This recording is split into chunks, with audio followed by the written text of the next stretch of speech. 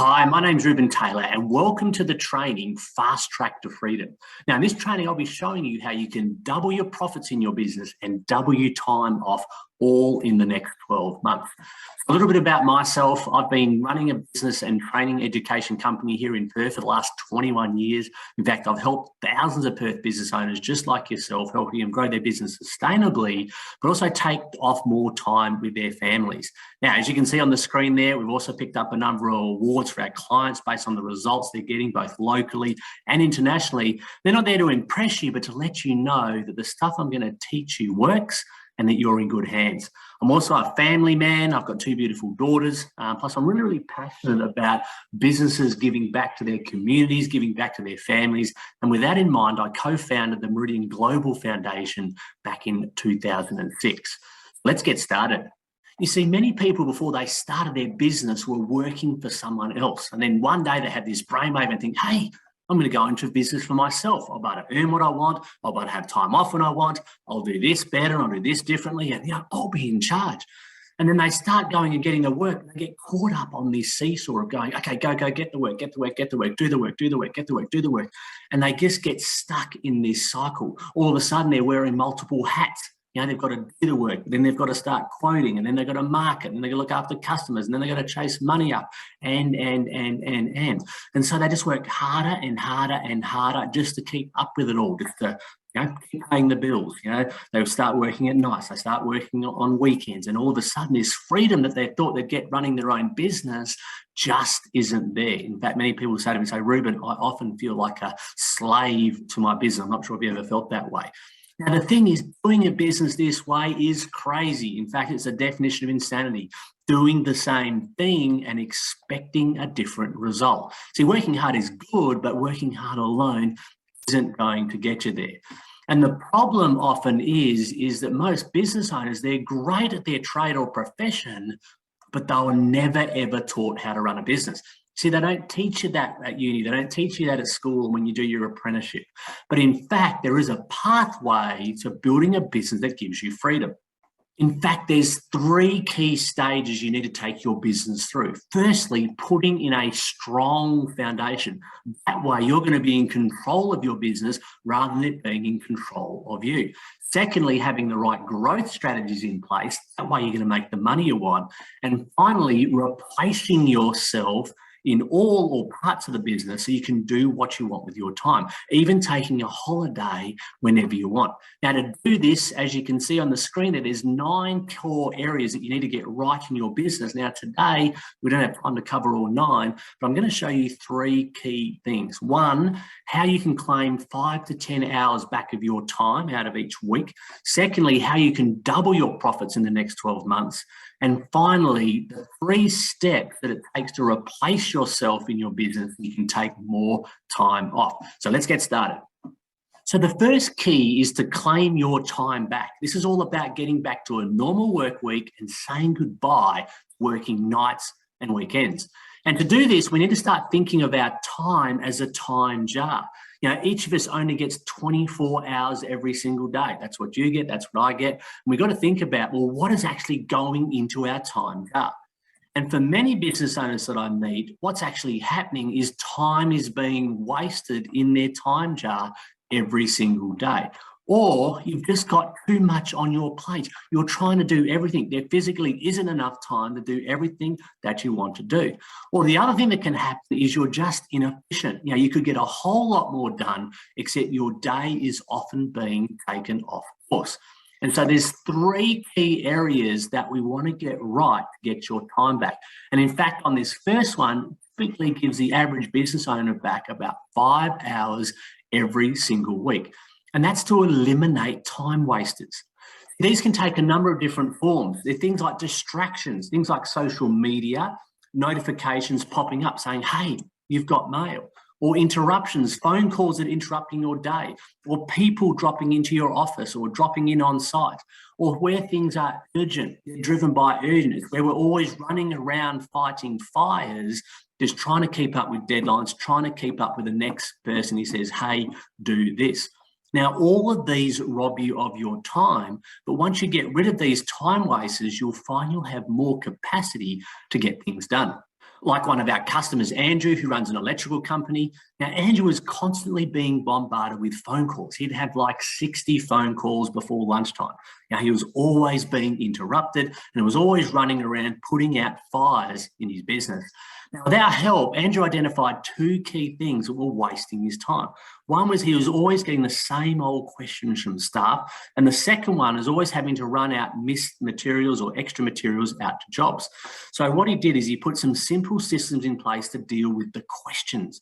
So he was better prepared for jobs. He better prepared his job sheets. He trained his staff a little bit more. And so he got rid of those common questions that he was getting. He also made sure that the materials were checked, make sure his vans were fully equipped before they went out on site, and also that the materials were there, doing that double check before the job was started. Now, this alone, fixing those two key problems, gave Andrew back a whole day every single week. The next area to work on is what you can delegate off your plate to someone either inside or outside the business. So the first step is to identify what are those low value tasks that you should be delegating, clearly defining them, and then handing them over to someone else. I want you to think that every single thing that you do in your business has a value. Now, think about what you would pay someone per hour to do each task you do. For example, you might pay someone $25 an hour to do admin, or if you used a virtual assistant, it might even be $10 an hour. Or someone on the tools, you might pay $35 or $45 an hour. Or then there's activities like quoting and selling. They're going to be worth a whole lot more to your business, often thousands of dollars. And so back to the time jar, if it's all filled up with low value activities, well, then you can't work on the high value activities that are going to grow your business. It was like one of our customers who sell pavers. Now, the owner of this business thought he was being clever by driving the truck in the afternoon and doing deliveries. Now, while he was driving the truck, guess who was doing sales in his business? Well, it was actually his mum. Now, bless his mum, but do you know what the crazy thing was with this guy? Well, this guy was a career sales rep. So guess what he was great at? He was great at sales. In fact, he was the #1 rep for the company that he previously worked for. In fact, in an hour of his time, he could probably sell around $5,000 worth of pavers, yet he was saving $240 by driving his truck. Do you see what's going on? He was trying to save money, which he was, but it was costing him a fortune. And this can happen a whole lot where we're caught up doing low value activities in our business, whether it's admin or cleanup or paperwork, or whatever it might be. The game is quite simple, is replace whatever your low value activities are with high value activities. That way you're going to be optimizing your time. Which brings me to the third and final area, automate. This is how can you be as efficient and effective as possible with what is left on your plate. If you have a look at it, we've got rid of those time wasters, we've delegated the low value activities, we're now starting to automate what's left behind. And this is about creating good systems, it's about looking at what technology can help you do what you do, and also working to a clear schedule. This way you're going to be super, super productive in all that you're doing. Like one of our customers, Jeff. Jeff is another electrical contractor. Now, Jeff had always done his quotes by paper and a lot of his invoicing manually. Now, this meant that Jeff was often a bottleneck, and so things took a whole lot longer than they needed to. And so Jeff introduced some software called ServiceMate to help streamline his operations. He was able to schedule, he was able to quote, he was able to complete jobs, he was able to invoice, he was able to accept payments, all through this software, and it really, really saved him a lot of time. And best of all, Jeff and his team could be anywhere. They could be on site, they could be on the office. It enabled him to work on what he needed to. Now, this alone saved Jeff and each of his staff members about half an hour a day each. Now, this added up to 3.5 days per week saved across the business just by automating and streamlining things using software. So do you reckon that was worth doing for Jeff? Absolutely. See, Jeff's time that he saved, he can now put that into more chargeable work and also put it into growing his business. And so that's how we claim your time back. We eliminate time wasters, we delegate low value activities, and we automate what's left on your plate. So now let's have a look at how we can double the profits in your business. And to do this, you want to drive something called your profit engine. In fact, every business is built on this profit engine, and you can use this engine to either drive a Prius or you can use it to drive a Ferrari. Understand this engine and it will transform the way you'll do business. So let's unpack what it is. The first thing that a business needs to do is generate a lead or an inquiry. They then need to convert that into a sale. So your conversion rate is simply out of all your inquiries, what percent turns into a sale. So our sales times the average that someone spends with you gives us your revenue. So some people might spend a little, some people spend a lot, but every business has an average sale value. Now, once we've got our revenue, we need to multiply that by our gross margin, which is the profit in our product or service. That will then give us our gross profit. We subtract off our expenses or overheads, and that gives us our net profit in the business. Now, people often come to me and say, Ruben, I want more sales, or Ruben, I want more revenue, or Ruben, I want more profit. So you can't have them because, look, these things have got equal signs in front of them. It means that they're a result. If you want more sales, well, then you need to either generate more leads or convert more of the business that you're getting already. If you want to grow your revenue, you either generate more sales by working on those two or improve the average sale value. But the best way to understand the profit engine is to put some numbers in. Let's do that now. Here's a business, and these are monthly numbers. Now, whether your business is turning over 10,000 a month or 10 million a month, you all have your own profit engine. So for this business, they were generating 400 leads per month. They were converting about 1 in 3 or 33%, which then gives us 132 in sales. The average customer was spending $1,250, some more, some less, but that was the average. That then gives the business $165,000 in revenue per month. Multiply that by their gross margin of 65%, and you've got $107,250. After $100,000 a month in expenses, it's making a profit of $7,250 per month. Not the most profitable business in the world, but at least they're making a profit. And when we work with you, this is something we help you identify and drive, like what is the profit engine for your business? And when we do that, we help you set some profit goals and targets for the business. Now, in this business, and these numbers are based on a real client, they want to hit a profit target of $20,000 a month. It's a little bit more than double. Now, once we started to look at their profit engine, we worked out there were 2 key things that they could do to improve their profit engine. One is improve their conversion rate by about 10%, taking it from 33% to 36%. The other one is if they could cut their expenses by about $5,000 a month. So how do they do this? Well, they improve their sales processes. They looked at their follow-up process and sales process. They documented, did some training around it, and worked out how to improve their sales. Improve their expenses. They looked at their labour mix. They were able to renegotiate with some of their suppliers, particularly some that they're buying a lot more with that they did in the past. They're also able to cut out some expenses that are no longer required. They just had to know where to look. And if you can have a look at here, what is our new chassis? 400 times the new conversion rate of 36%. We've now got 145 sales.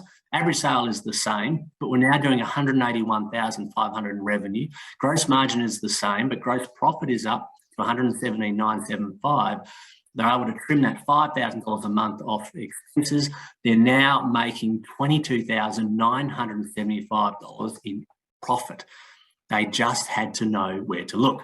And this is the power of the profit engine. Let's have some fun in here and see what if we could improve each area by 10% over the next 12 months. So 400 becomes 440, 33 becomes 36, 132 then becomes 160 because it's starting to multiply out.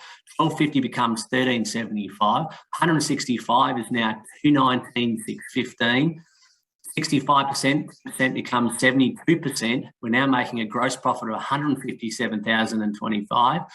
Our expenses shaved them by 10% are now 90. We're now making $67,025 profit every single month. That's a 33% increase in revenue, but a massive 824% increase in profit. And this is the power of the profit engine. Look, even if you could get half those changes in your business, you'd be pretty happy. It's about focusing on the right areas that drive profit in your business. Like one of our customers, Ben, it was actually Ben's wife who encouraged him to come and see us. He thought, hey, my business is great. I know it all. I know how my business, I know how it works. I'm happy with it. And when Ben came to us, he had 3 people working for him. He was turning over about 30 grand a month, but he was deep in the day-to-day. He was pretty much full-time on the tools, doing his quotes at night, playing catch-up on weekends. Now, the reality was his business was in a bit of a mess. But by working with Ben, we gave him this outside point of view and helped him see the blind spots. Ben started to learn the fundamentals of what made his business work, things like planning, things like finances, things like the profit engine, things like, how to manage people. And now Ben's team, used to be 3, is now 25. Now his turnover went from 30 grand a month to 500,000 a month. And that's the power of understanding things like your profit engine. Which brings me to the final area for today. See, what would you do with all that extra profit? Would you go on a holiday? Would you pay off your mortgage? Do you invest a little bit? But you want to know the secret? Use the extra profits to buy back your time. See, once you've spent your money, you can always go and make some more, but once you've spent your time, it's gone forever. So how do we start buying our time back? Well, this is what replacement is all about. Now, quite simply, it's when other people are doing what you currently do in the business. Now, this could be a task or something small, a one-off thing, or it could be a whole role. It could be for a short time, e.g. that you can go on holidays for a couple of weeks, or it could even be for 3 months, taking that time off of your business.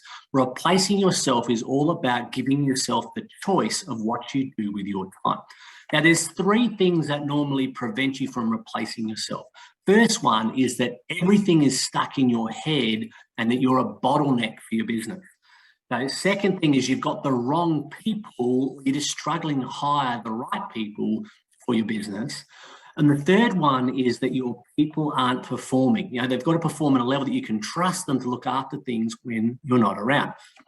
And so to give you choice, the first area that we need to work on are your systems.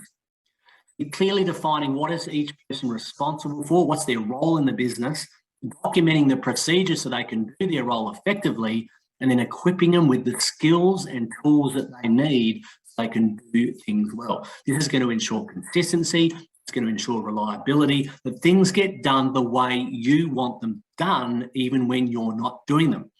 Think of a company like McDonald's. You could go anywhere in the world, overseas, locally, wherever it is, and the food is the same. The business is the same, very, very similar. Obviously, a little bit of regional variation with what's in the menu, but underlying McDonald's are great, great systems. They turn over millions and millions and millions of dollars, and it's all run by teenagers that you can't even get to clean up their bedrooms. And it's because they have great systems. And what it means by having great systems is that people can come and go, the systems keep the business running. Now, the reality is you can systemize about 80% of your business. The remaining 20% is where you need great people, which is why you want to get good at hiring, inducting, and training, and we'll cover those off shortly. How do we systemize our business? Well, the first simple step is to start with a flow chart. What are the steps, just mapping them out when someone first makes an inquiry? What happens? Well, then what happens? Then you get the sale, and then what happens? Okay, then we fulfill the order, or we deliver our service, or whatever that might be. And we want to follow those steps through all the way to the second sale. We're getting repeat business. Really, really important. We don't just get one-off sales all the time, that we actually build our business to have repeat business. But by starting with a flow chart, it helps outline what is the flow of the way things happen in your business. Once you've got the flow chart, the next step is for each box or for each step in the flow chart, what is the simple system or procedure, which quite simply is the best way to do something? What's the most efficient, most effective? What's the smartest way? And we want to document that in a way that's easy to follow. Now, guess who's the best person to do that? Sometimes it's you, but how you can document and systemize your business quickly is get your staff to do it. Get the people who are working for you to write down what they do when they do it. And the thing is, don't overthink this, is keep it really, really simple. What's the simplest way? One of the easiest ways is just to record a video next time they do something. Or you might want a script, so you record it and then make a transcript of what they say. It might be a simple checklist or a form or a template. Even simple systems can be a sign or a photo. I remember a chef we work with, he had a photo. This is what the clean kitchen looks like. It was the simplest way to demonstrate the system. And so you want to think about what is that easiest way for someone to follow, and just go about documenting the things that you want documented. Now, once you have your systems, it's about getting the right people to run the systems in your business. Now, to get the right people, firstly, you've got to set up the culture. What is that vision? What is that values? What's important for you in the business? Learning how to recruit, how to hire great people, and then inducting them so they get off to a flying start. That way, you're going to build a team you can trust. If you think about it, is it easier to run a 2-star hotel or a 5-star hotel? So I'll put it to you, it's always easy to run a 5-star hotel because why? Well, you're going to get better staff, you're going to get better customers, you're going to get better systems. And so your job over time is to turn your business into a 5-star business. That way you're going to attract 5-star staff. And the key here is you don't want to be accepting the best of a bad batch. It's better to take the time to get the right team in place. If someone isn't a fit, well, then we got to move them on. If they are a fit, great, we keep them, we invest in them, we develop them. We often want to upgrade our staff from 2 to 5-star. We want to be always upgrading so we've got the right people on our bus. Now, remember, a lot of skills can actually be trained, but attitude can't. So you want to make sure that you're getting that right attitude. People who are open to learning, people who are keen to develop their skills, they're going to help take your business a long, long way. Which brings us to the third step, which is all about management. And so just to do a quick recap, replacing yourself in the business first looks like writing down the systems that are going to help run your business, hiring the great people who can then run those systems. And then your job now is to manage your people. This is about setting up great communication in the business with good, effective meetings, training your people so they can be the best they can be, and then holding them accountable for their performance. That way, you're going to have peace of mind that things will be done really, really well, even when you're not there, and ultimately have the choice of what you're doing in your business. Like one of our customers, Jordan. Now, it was actually Jordan's dad who referred Jordan to us because he saw his son and said, hey, he's just working crazy hours, 75 hours a week. He's got a young family. And the problem with Jordan, he was trying to do everything in his business. He was doing sales and ordering. He was running the store. He was running the business. And so one of the first things that we got him to do was to write down everything he was doing and then look at each thing that he's written down and said, could he either automate it or could he train someone else to do that, i.e. to delegate the task? Now, that way he generated that time saving, so generating that time out of his time jar. Then he worked more on his business, improving the areas which were inefficient, which in his case were customer service, was ordering, and also the dispatch of orders. Now, once he got those areas efficient, then started to put strain on other areas of the business. And so he systematically went through improving all the different parts of his business, creating systems for them, training his team in them, things like his stock management, his ordering system, his website, his customer service. And so he was then able to free up his time to then keep training the team, improving the sales, and start working that final loop so he had got his time back. Now, the thing is, for Jordan, his business was turning over about $3 million when we first started with him. Within 2 years, he was able to get that up to $7 million. He employed an extra 2 staff. His profits went from about $150,000 after wages to close to $1 million last financial year. And best of all, he's only working when he wants. For him, it's a 7-hour day, 5 days a week, but he works 100% on his business, improving it, something he's passionate about. And Jordan is a really, really great example of what we do, which is helping business owners like yourself achieve their version of freedom. So I've got a question for you. What would it mean to you if you're able to free up the time you needed to create the business that you've always wanted? A business that made the money that you want, but also giving you the choice of what you do with your time by your version of freedom. You might remember at the start of this training, I shared with you that there's a pathway to achieve that level of freedom in your business, like Jordan did in his business. Remember, it starts with putting in that strong foundation. And that includes claiming back some of your time so that your business is under control. Secondly, having the right growth strategies. This is what your profit engine need to look like to make the money that you want. And then finally, replacing yourself in all parts of your business so that you can do what you want with your time. And to do this, there are 9 core areas you need to get right in your business. And there's 3 of those that we've touched on today. So as we wrap up this video, I'd like to leave you with a couple of questions to think about. First one is, what does freedom actually look like for you? And what's your version of freedom? And then what's stopping you? What's getting in the way from you achieving that freedom right now? What do you need to put in place? What do you need to learn? What do you need to do there? And do you want some help to get there? You see, helping business owners like you get more freedom is something that we do every single day. So if you'd like to know more about how our programs work, then get in contact with us today. There'll be a link somewhere near this video, and I'd love to see how we can help you achieve freedom in your business. So thanks for taking the time to watch this video, and I look forward to speaking with you soon. Bye for now.